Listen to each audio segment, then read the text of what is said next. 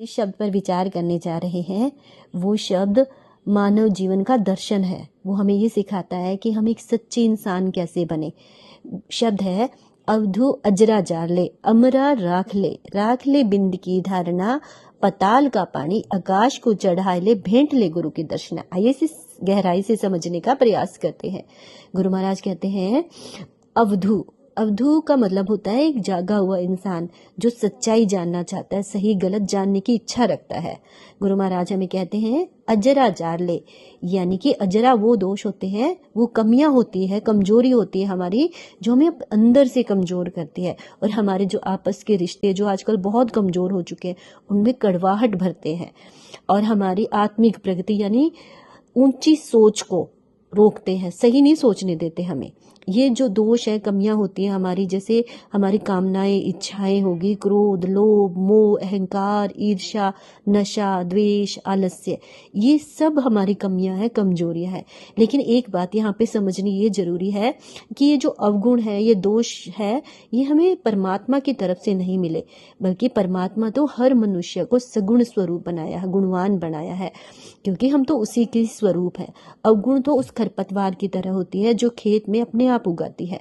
अगर खेत को हम सही समय पर साफ नहीं करेंगे तो फसल के साथ साथ खरपतवार भी उग जाती है। और ये खरपतवार जो होती है, जो जंगली घास होता है, वो असली उपज नहीं होती, लेकिन अगर उसे समय पर अपन नहीं निकालेंगे तो वो खरपतवार फसल को कमजोर कर देती है, खत्म भी कर देती है।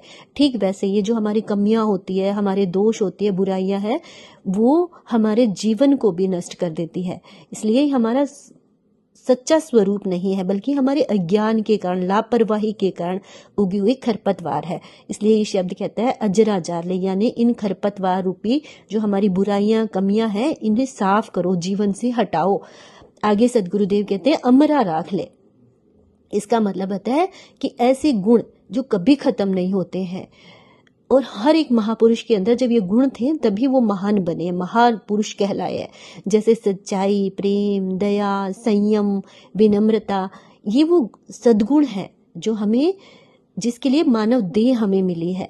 जैसे कि अगर हम इसे समझे तो पैसा हो सकता है कि आज है कल ना भी हो, शरीर आज है, हो सकता है शरीर कल नहीं होगा, लेकिन अच्छा जो स्वभाव है, जो हमारे महान गुण हैं, देवीय गुण है, वो मरने के बाद भी हमें अमर बना देते हैं। इसलिए शब्द कहता है कि अपने जीवन में ऐसे गुण रखो जो हमें ऊंचा उठाए और दूसरों को भी सुकून दे, जो शांति दे। अगर कोई दूसरा भी हमें मिले तो उसको भी शांति मिले हमसे मिलके।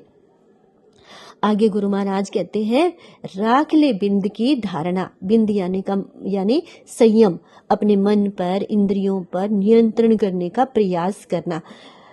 आज हम सब भाग रहे हैं, अपने मन के पीछे भाग रहे हैं, अपने इंद्रियों के पीछे भी भाग रहे हैं। और इसे अगर हम समझें तो अगर आप जैसे देखते नल खुला छोड़ दे तो पानी बहता बहता टंकी भी खाली हो जाएगी। उसी तरह अगर हमारे जीवन में संयम नहीं होगा तो हमारी सारी ऊर्जा शक्ति, हमारा जीवन भी क्या है, व्यर्थ हो जाएगा। जो मानव देह हमें मिली है वो इनके पीछे, इंद्रियों के पीछे, मन के पीछे चलने पर ही नष्ट हो जाएगी। इसलिए सदगुरुदेव कहते हैं कि अपने जीवन में शील रखो, मर्यादा, अपने जीवन में नियंत्रण रखना शुरू करो, संतुलन बनाओ अपने जीवन में। आगे हमारे गुरु महाराज कहते हैं पताल का पानी आकाश को चढ़ा ले। इसका मतलब होता है कि जो सोच हमें नीचे गिरा रही है, हमारे गलत सलत विचार है, हमारी गलत आदतें हैं, उन्हें रोको। और जो शक्ति हमारी है, जो वास्तविक ऊर्जा शक्ति है, उसको लगाओ मानव की सेवा में, जीव सेवा में, अच्छे कर्मों में, अपने आत्म विकास में। तब क्या है, हमारा जीवन सार्थक होगा, सही दिशा हमारे जीवन को मिलेगी। यानी कि हमारी जो ऊर्जा शक्ति है उसे गिरने ना दो, उसे उठाओ और सही दिशा में लगाओ। आगे हमारे गुरु महाराज कहते हैं भेंट ले गुरु की दर्शना। इसका मतलब ये नहीं है कि हमने किसी संत को देख लिया। इसका मतलब ये है कि जब हम अपने अंदर की बुराइयों को छोड़ने लगते हैं और जब हमारा मन अवगुणों से खाली हो जाता है और सद्गुणों से भरने लगता है, जब हमारे भीतर सही और गलत की पहचान जाग जाती है, तब हमारा भीतर विवेक जागता है और वही हमारा गुरु बनता है। और वही गुरु हमें हर परिस्थिति में सही रास्ता दिखाता है। इसलिए गुरु महाराज हमें विवेकशील बनने की प्रेरणा देते हैं, अपने भीतर बैठे मूल को समझने की प्रेरणा देते हैं। धन्यवाद। ओम विष्णु।